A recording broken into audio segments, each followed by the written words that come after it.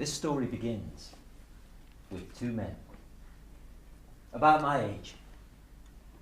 Two men walking towards each other.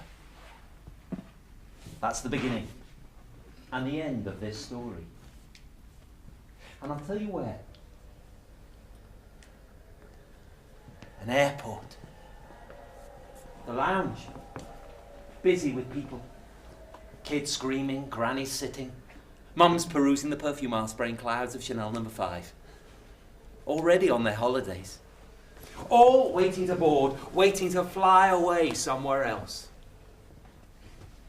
No one notices these two men. Except the cleaner. Mopping away. Sees them walking towards each other. Two pairs of shoes. White patent leather come all the way from Los Angeles, and brown brush suede come all the way from Edinburgh. Walking. Closing the gap. About to meet. For the first time in 30 years. Best friends they were once. Swore an oath on it when they were 10, sitting in the woods one evening, sky above going dark. Best friends forever. Didn't know they'd have a fight. Didn't realise their friendship would end. But our story starts before then. Before all that.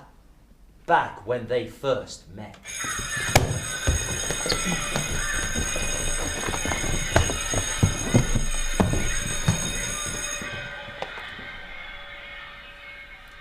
Simon and Martin, standing in front of P6 after the Easter holidays. Martin looking around to see who he might make friends with. Shirt ironed, shoes polished, tie on straight. And then Simon. Different. Long hair a mess over green eyes. His tie on wrong like it doesn't really belong to him. The two of them shuffling under the gaze of P6. Everyone else in class already settled. Already friends. Now, Martin, why don't you tell us where you've moved from? Mrs. Nangle, the class teacher. Now, come on, Martin. Don't be shy. Martin knows this is dangerous. Hasn't had time to get rid of his accent.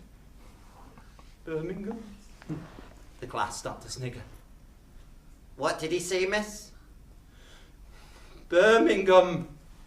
And does anyone know what you're called if you're from Birmingham? No?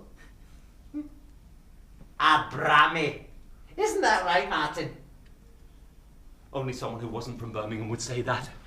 But Martin nods anyway. He just wants to sit down. Brummy, Brummy, Brummy, Brummy, Brummy. It's racing around the class.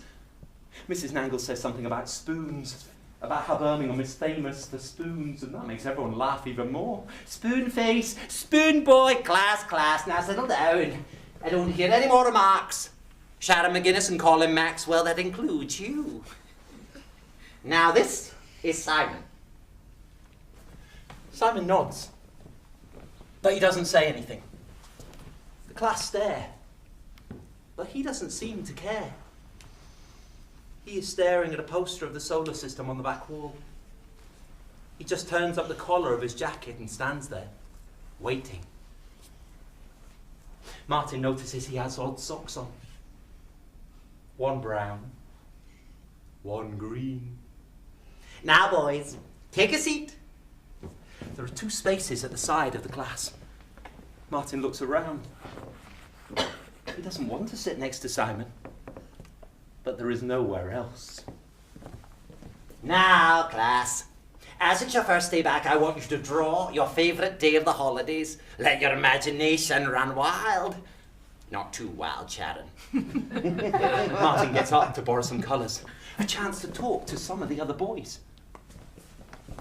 But as soon as he approaches, each table seems to close up.